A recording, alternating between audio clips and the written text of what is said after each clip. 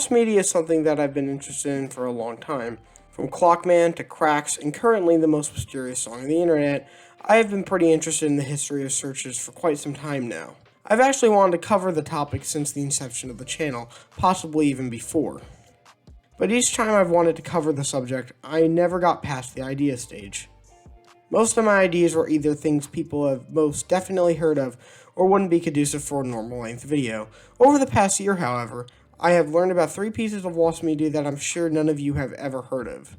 These are so obscure that none of them have lost media wiki pages about them, so I'm using this video to get the word out. Of course, if you're new here and enjoyed the video, please consider liking and subscribing. And if anyone has pieces of lost media that only they seem to know about, please comment down below so I can make a follow-up to this video with your entries.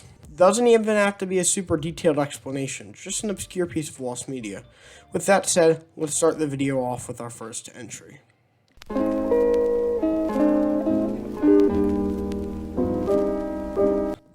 Now, I've never really talked about this on the channel, but when I was little, I used to be a huge fan of Ninjago. I had most of the LEGO sets, watched every single episode when they premiered, and even played some of the mobile games, some of which are now lost, ironically. But those are a topic for another day. Now, I haven't really been interested in the franchise for about 5 to 6 years now, and haven't watched anything past the Pirates season. But something I did see is the Ninjago movie, in theaters actually.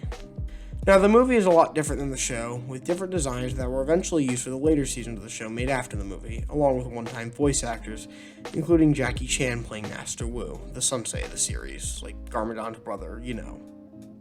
But a few months after the Ninjago movie premiered in the fall of 2017, an IMDb entry showed up for a 30-minute Ninjago short starring, written, and directed by the 3 most famous members of Team 10, Jake Paul, Nick Crompton, and Tessa Brooks. The short was known as Too Much Lloyd, and apparently centers around Lloyd, played by Jake Paul, encountering the Golden Ninja while in Ninjago City. Only 2 images are up on the page, a cover image of the Ninjago movie Lloyd with a basic cartoon font, and a Lloyd minifigure JPEG. There's a link to the supposed movie on YouTube, yet the video is set to private, which means it cannot be viewed. For years, this IMDb page was virtually unknown, until @Daily Ninjago Facts on Twitter, go follow them by the way, posted about the sort on her Twitter account in January of 2021. Besides that, however, there has been very little to no mention of it on the internet. I couldn't even find it on any Ninjago icebergs, which means it is virtually unknown in the Ninjago fanbase as well. However, many have pointed out that the title font makes it look like it was made in a few minutes on an iPhone, and that the people credited are Team 10 members, who were pretty infamous at the time of the supposed short being made. Both of these things led to many people thinking it's all a joke made up to either fool people or for some laughs. Yet for some reason, I feel like I remember the short existing at some point, yet I could be remembering a promo for the movie that happened to star Lloyd or something. For the time being though, the short is unconfirmed lost media, and if it doesn't exist, I do believe it has a chance of being found.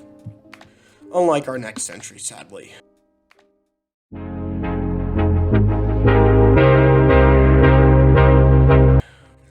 The second entry is interesting, because we know it exists and we even have gameplay of it, but it will most likely never be found because its host site, Play Sega, was taken down forever 8 years ago. And even if it were up, it would be unplayable because it was Flash-based. Yep, that's right, we're talking about a piece of Flash-based lost media. Back in the late 2000s, Sega had a freemium browser game site in the UK known as Play Sega, not to be confused with the PlayStation game console. The names are kinda similar. It hosted Flash versions of classic Sega games along with a handful of original games based on Sega IPs. You could even order a Genesis-style USB controller with Play Sega branding, which is kind of awesome. But out of all the games, the most interesting of these is Sonic Level Creator. It was released in 2009, 1 year before Mega Man Universe was announced, and later cancelled, and over half a decade before Mario Maker came out. Interestingly, it was developed by Mediatonic, the same people behind a certain Bean game you guys may know. I think it's called Dropping Boys? The game featured a basic Green Hill-esque level theme, and some basic set pieces such as loops, sloped platforms, springs, spikes, etc., along with items such as monitors, rings, and badniks as well. It was basically a more robust version of debug mode from the classic Sonic games, along with being able to make and share your own levels, VIP PlaySega members could also upload the levels onto PlaySega where other PlaySega users could play them. Geez, that was a mouthful to read. Sadly, PlaySega shut down informally in June of 2011, over 10 years ago at this point, and the site went completely down 2 years later in 2013. The game is virtually unknown even to some of the most diehard Sonic fans, and only one video of the game exists on the entire internet.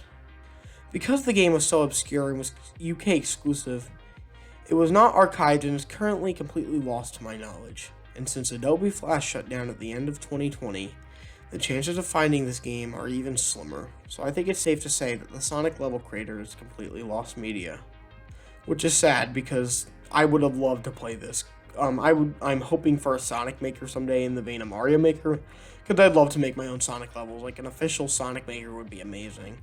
But thankfully, there are successors to this, well, kind of spiritual successors, but most likely not based off of this, because people just want to be able to make their own Sonic level. So, yeah, rep Sonic level creator, I guess.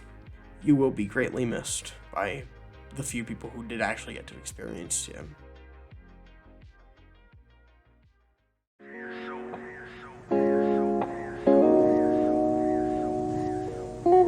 I said, empty your mind. Be formless, shapeless. For our third and final topic in this video, we have something that I'm sure none of you guys watching this video have heard about. In the 1990s, Sega, yes, it's another Sega-related piece of media, had a sports section on their site where they promoted sports-related games and films. One such film was called Youth Sports, A Family Guide, and talked about things that are relevant to youth sports leagues, such as rude parents or how to prepare for a game without anxiety or stress. And coming from someone who has played in youth sports leagues and is currently in high school sports, I could say these are pretty common issues athletes face. The film stars ex-San Francisco quarterback Steve Young, an ex-minor league second baseman / sports psychologist Rick Wolf, and runs for about 43 minutes. It was only released on VHS and doesn't seem to have any DVD release as of the making of this video. Besides Rick Wolf's website, along with the archive of Sega's site, there doesn't seem to be any mention of the film on the internet. Calling the 800 number on Sega's old website only brings up some sketchy telemarketer-esque service and doesn't mention anything about ordering a youth sports videotape. Trust me, I did call them. I hung up within 3 minutes. There's probably no youth sports videotape order service on that number. Don't call it. Despite being the most obscure entry in this video, however, there's a library that seemed to have it in their database not too long ago. However, I cannot find the library I was looking for, and it may be another sports film called Good Sports that I recently learned about, also starring Rick Wolf. Now, that Good Sports film seems to come up a lot in my search. I did not find anything else on the youth sports besides those two things, but Good Sports has like a lot of entries, probably because it's more recent and has like a DVD release. You probably find it on the internet pretty easily. But youth sports is super obscure, and I'm sure nobody really knows about it, and that's sad because it seems like a pretty good film. But since there may be libraries or even youth sports leagues out there with this videotape in their archive, this may be the most likely to be found on this list. But for the time being, youth sports is lost media, and very obscure lost media at that. I'd like to thank you all for watching this video, because this is something I've been interested in for a long time now. Now this is my very late 200 subscriber special. Now the video that was going to be used went through a lot of changes and never ended up getting released. So yeah, this is my very late 200 subscriber special. I'm sorry for putting it off for so long. Comment down below any pieces of lost media that aren't known about, but would like to see get widespread attention in the lost media community. Like always, I'll see y'all next time. Goodbye.